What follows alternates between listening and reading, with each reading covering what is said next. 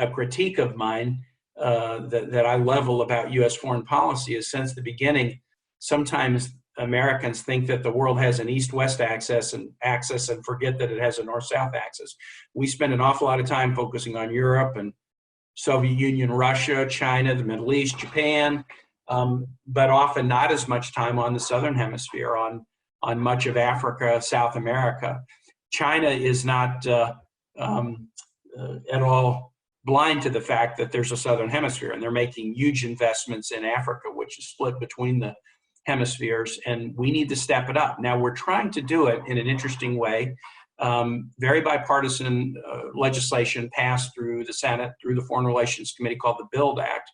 And it was built on this premise that while China still tends to follow sort of a traditional model where the investments that they do are state investments, even if they're through companies, they're state-owned companies.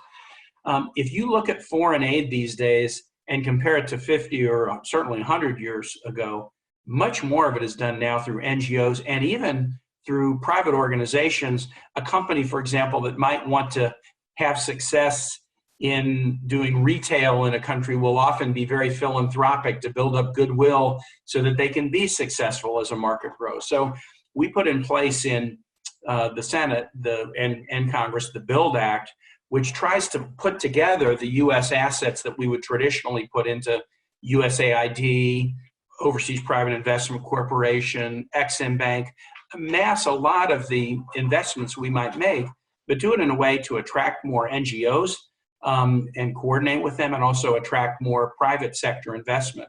So I think we're very focused. The Obama administration was focused on this. We worked with the Trump administration on the BUILD Act.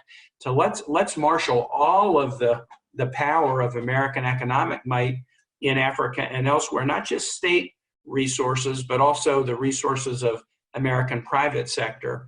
And I think that is that promotes entrepreneurship. It promotes economic development, not just subservience and reliance upon the government that's writing a big check. And I think it's likely to lead to more effective economic development. So that is that we have a different model than China in terms of making these investments. They have a lot of resources on the table. I think we need to make sure we put the resources on the table. But the style that we're trying to promote in terms of American investments, I think, is a style that's more conducive to economic development in African countries and elsewhere.